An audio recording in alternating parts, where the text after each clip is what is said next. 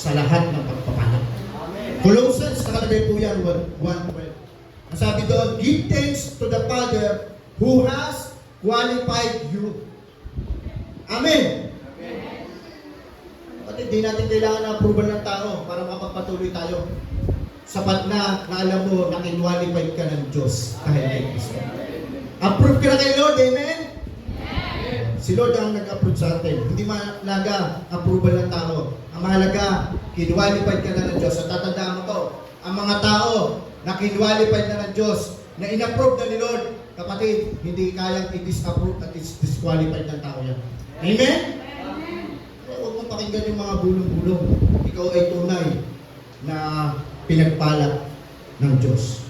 Ngayon, kapatid, paano kung bumagsak ka nga? Nagkamali ka. Wala namang sasabi din nagpili dito. Kung nagkamali ka, ano dapat mong gawin para makabangon ka? Sabi ng Panginoon, hindi niya pinahihindihan yung mga tumatawag sa pangalan. Return to God. Bumalik ka sa Diyos. Kaya kita niyo yung prodigal son. Ano sabi sa prodigal? Ang prodigal son po, hindi po para sa unbeliever yun. Dahil yung prodigal son, may relasyon po siya sa ama. Anak po siya. Ano sabi? Nung ang anak umalis, di ba doon nagkanda-gulo-gulo yung kanyang buhay?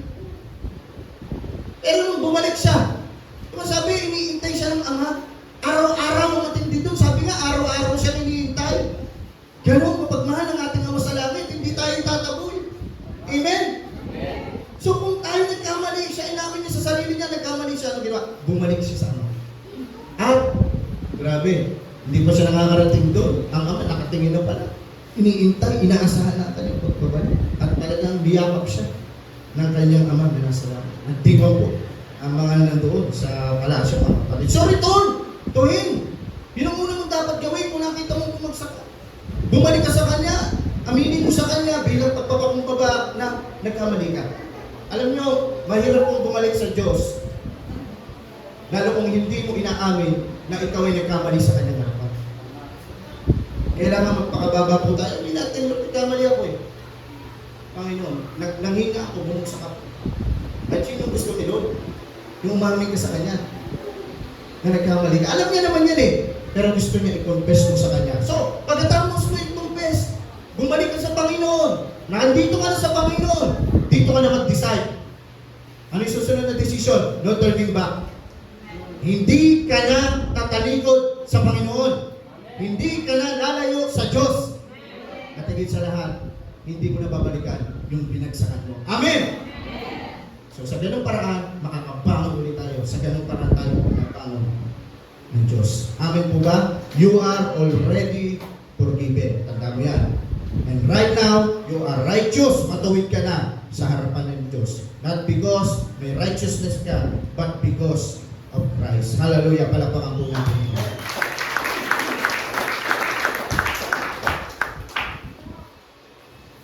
Ganyan, pakinggan mo yung kalabit. Sabihin mo sa kanya, magpatuloy ka. Kalabitin mo, kung ayaw makuha sa kalabit, sige, anuhin mo, bagay mo, para magising. Magpatuloy ka. Amen? Huwag kang panghinaan ng loob. Praise God. So dito nakita na po natin, yan ang unang ginawa, ng kaaway, sila ay dinisgalan sila. Pangalawa, pinakita sa kanila na hindi sila karapat-dapat. Ito, pangatlo, ipapakita sa iyo ng kaaway na wala ng paraan para makapagpatuloy ka pa. Yan ang gagawin ng kaaway. Pakikita niya, wala ng lusot, wala ng gusot, wala ng way. Pero hindi, sa Diyos laging may paraan. Amen? Sa Diyos laging may paraan. Hallelujah. Tingnan niyo po ito. Sa verse ano po? Verse 7. Verse 7. Sabi dito, ngunit, ito yung tatayo sila ha, ngunit ang mabalitaan ninyo Sanballat, Tobia, at ng mga taga-Arabia, taga-Amon, at mga taga-Ashdod, na patuloy ang pagtatayo ng pader ng Jerusalem, at natakpan ang mga butas nito, galit na galit sila. Pinalak nilang lahat na salakay ang Jerusalem. Nakita niyo pa, wag mo nga alisin dyan. Nakita niyo po yan, si Sanballat. Si Sanballat po, siya po ay gobernador sa Samaria. At ang Samaria po, mga kapatid, siya po ay nasa hilaga ng Kayo po kayo, paano yung Revelation? Ano po? Si Sanballat, ulitin ko, siya gobernador sa Samaria. At ang Samaria, ang pwesto niya po, ang lugar niya, ay nasa hilaga ng Jerusalem. Ano ba yung English ng hilaga? North. Nasa north. Hanggang ito. Yung mga tiga-Ashdod, ayan, Ashdod. Yung mga tiga-Ashdod, alam niyo po, ito pong lugar na ito, yan po yung pang-anim na pinakamalalaking lungsod sa Israel. At yan po ay nakalagay sa kanluran. West. Ano ba yung west? So, si Sanballat saan? Sa north. Si Ashdod saan? Sa west. Ito pong si Tobiah at mga taga-Amon, sila po, ang lugar nila ay doon naman sa parte silanganan. Ano yung silanganan? East. Ano? At ito pong mga taga-Arabia na sinasabi niya na sumasalakay, gusto sumalakay sa kanila, mga kapatid, sila naman po ay sa parte Timog. Ayan, i-research ko po mabuti mga kapatid para makuha mo yung revelation. Ano? So makita natin, mayroon pong kalaban. North, South, West, East. Ipinapakita sa kanila ng kaaway dito na wala na kayong pupuntahan. Wala kayong magiging takas. Napapaligiran namin kayo. Pero dahil may Diyos sila, ang Diyos ang nagbigay ng kakayanan sa kanila para makapagpatuloy. Kapatid, alam nyo, titig-tigin ka ng kabi-kabilang. Kaya sabi ni Pablo, side by side, yung pressure, yung challenges. Na parang darating sa point na, wala na pag-asa, wala na akong takas dito. Iyan ang pinapakita ng kaaway sa'yo. Para panghinaan ka na nung di ka na magpatuloy, pero hindi. Ito nakita natin. Nakapagpatuloy sila dahil kasama nila ang Diyos. Amin po ba? Amin po ba? Isa sasabihin sa inyo ng kaaway, hanggang dyan ka na lang. Wala ka na magagawa. Yung buhay mo, hindi naaangat. Diba? Kaya ang ganda ng kanta kanina. Nung nakuha niyo po yung ano kanina sa Rumaraga sa pagpapala. Yan ang sasabihin sa inyo ng kaaway. Yung pamilya mo, hindi na maayos. Wala nang paraan. Hindi ka nalalagaw sa pananampalataya mo. Yung ministry mo, hanggang dyan na lang. Alangan ng paraan na magagawa. Yan ang pinapakita. Talagang yan ang pag-discourage ng kaaway sa atin. Pero hindi, kapatid. Huwag tayong panghinahon. May Diyos tayo. Amen. May Diyos tayo. Amen. Kaya kung may Sanballat ka sa buhay mo, kung may Tobiah ka, kung may mga taga-Arabia ka, ay literally, hindi naman yung ano ito. Hindi ko sinasabing yung talaga.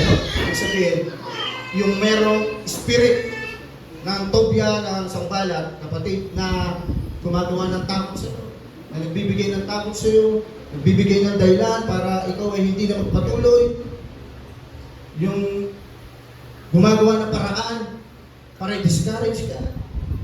Kapatid, huwag tayong panghinaan. Kahit bumagsak tayo, kapatid, dahil may Diyos tayo, tayong makakabangon ulit. Amen po ba? Amen. Hindi ka dapat panghinaan ng loob. Why? Dahil sabi po sa Romans chapter 8, verse 31, kung ang Diyos ay nasa panig mo, sino ang makakalaban sa iyo? Di ba? Nasa panig mo si Lord, sino makakalaban sa iyo? Ay, kahit sa damagmak na demonyo pa yan. Oh, kahit na milyong-milyong demonyo pa yan. Sapat na ang Diyos para tayo ay magtagumpay. Amen po ba? Amen. Hindi sila magtatagumpay, kapatid, dahil kasama natin ang Diyos na mapagtagumpay. Hallelujah. Verse 14. Verse 14. Tuloy-tuloy lang po natin. Verse 14.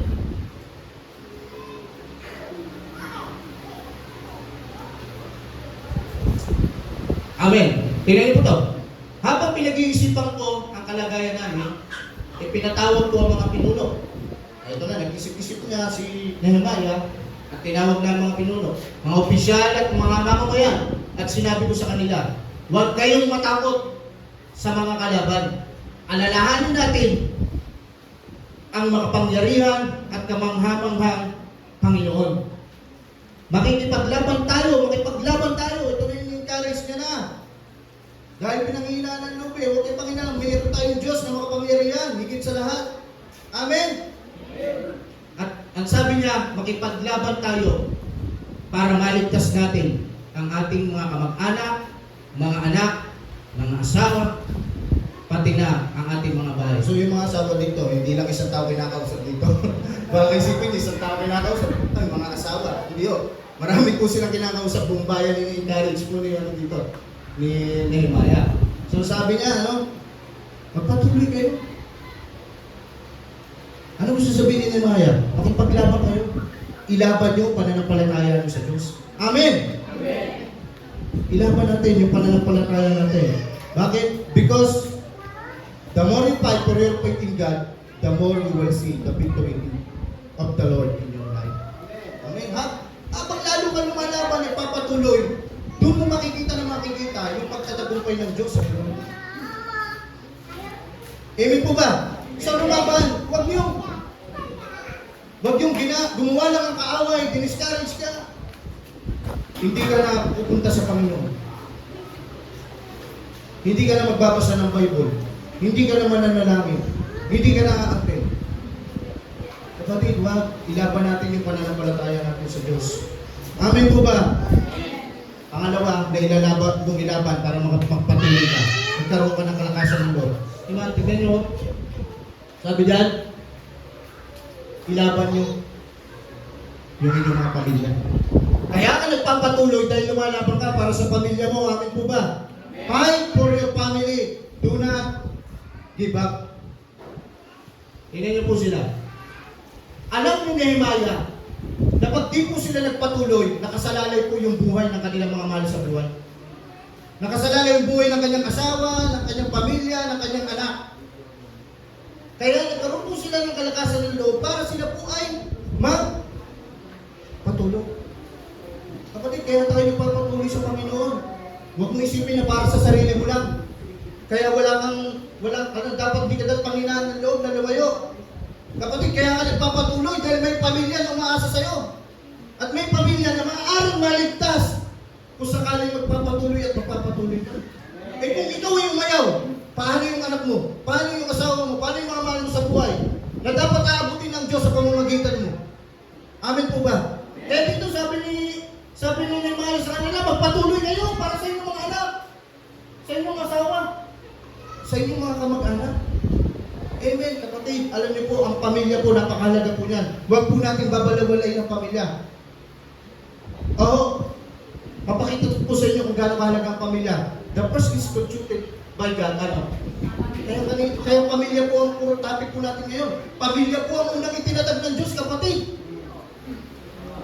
Opo. Diba, sa creation pa lang, doon pa lang sa panimula, yun ang unang itinayo, institute, itinatag ng Diyos. Kaya alam nyo, kung meron man gustong sirain ng kaaway, yung pamilya po.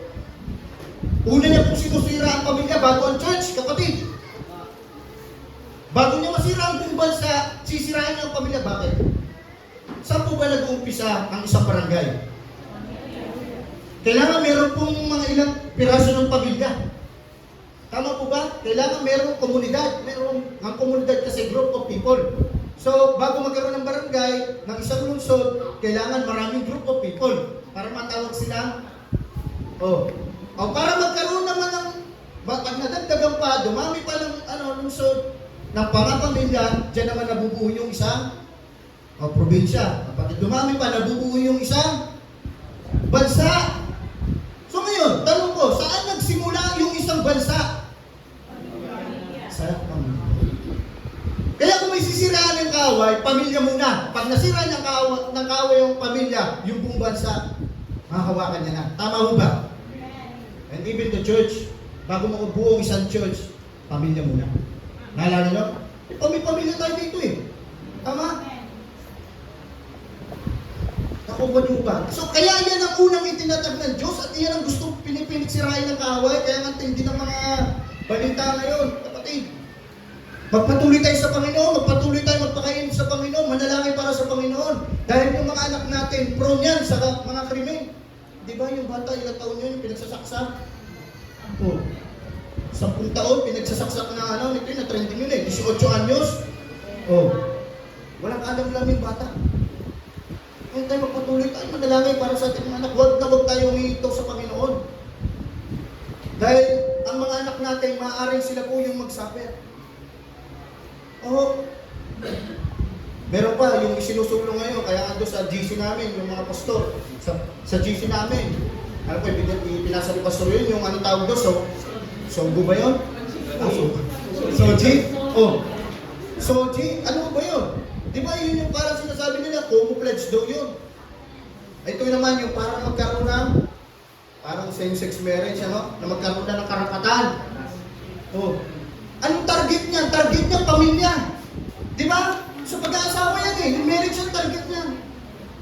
Target ng kaaway. Ito naman, yung isa pa. Tinatarget naman yung mga anak natin. Yung mga bata, pati bata, walang kawala.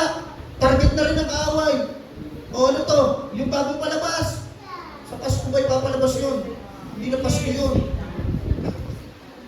Di ba? Anong pamagat to? O, there's Satan. O, anong target niya? Yung mga maliliit nating mga anak. Deception. Pandara kapatid. Kahit konti, wala akong kabutihan kay Satanas. Maaari siyang mag-anyong mabuti, pero kahit konti, wala. Wag po tayo magpalinlang. Dahil sabi ng Bible, mula sa simula, siya na ay sinungaling. So kung magpapakita man ng ano, hindi ko, wala akong ganun. So nakita nyo, ganyan po. Pamilya po minatake. Dala lang yung Satan. Pagka ang pamilya, nasira niya, marami na po siyang masisira. So tayo, nagpapatuloy tayo, mga kapatid, na lumaban para sa pamilya natin. Kaya ka nagpapatuloy sa Panginoon, hindi para sa iyong sarili lagi ang isipin. Isipin mo meron kang pamilya, may asawa ka, may mga anak ka. Kaya ito si Nehemiah, nagpatuloy sila. Dahil alam nila ni Nehemiah na yung ginagawa nila para sa Panginoon, their labor in the Lord is not in vain. Dahil may buhay na maliligtas. Amen. Alam nila na hindi masasayang ang pinagpapagura nila. Kapatid, magpatuloy ka sa Panginoon. Tulad nila, may asawa ka maliligtas. May anak ka maliligtas. May mga kamag-anak ka maliligtas. Na pag umayo ka sa Panginoon, maaari na baka yung pintuan na yun masarap. Dahil ikaw ang pintuan na ginagamit ni Lord para maligtas sila. Amen? Kaya magpatuloy tayo, mga kapatid. Do not give up. Kung nagpapatuloy ka, alam mo ginagawa mo, ituloy mo. Kung yung ginagawa mo para sa Diyos, alam mo sa sarili mo yan, ituloy mo. Kung dahil sa pananampalataya, ginagawa mo yan, nandito ka, kapatid, magpatuloy ka. At sabi ng Panginoon ngayon, itong matindi sinasabi ni Lord, revelation niya yan. Yan ang gusto niya sa atin, kapatid. Magpatuloy tayo, hindi para sa sarili natin. Magpatuloy tayo para sa pamilya natin, mga kapatid. The battle is already won. Hallelujah! The battle is already won. Napagtagumpayan na ng ating Panginoon ito. Kaya tayo ay magpatuloy sa Diyos. At tamang ginagawa mo para sa Kanya, kapatid. Sabi ng Exodus chapter 14, verse 14, siya po ang makikipaglaban para sa atin. Ang Diyos ang makikipaglaban para sa iyo. So, do not give up. Huwag hihinto. Amen po ba? Amen. So, hanggang doon lang misahin ng Diyos. Palakpakan natin ng Diyos. Praise the Lord. Amen. Tayo po naman natin. Panginoon namin Diyos na makapangyarihan sa lahat, O Lord. Ikaw po ang nagbibigay po ng lakas para kami po magpatuloy. Kaya patuloy tulungan mo po kami, Panginoon, na magtiwala po sa iyo ng malaki, Lord God. At patuloy, O Diyos, na sa anumang gagawin namin, Panginoon, kung may panghihina man, may paghihirap, Panginoon, Panginoon, tulungan mo kami, Lord God. Palakasin mo kami sa mga oras dito. Salamat po, Panginoon, pinagpala mo po ang iyong mga anak at pinagpala mo po ang salita na ito sa kanilang mga buhay. Sa pangalan po ng aming Panginoong Hesus, ito ang aming dalangin. Amen. Amen. Praise the Lord. Palapakan mo rin natin ang Diyos.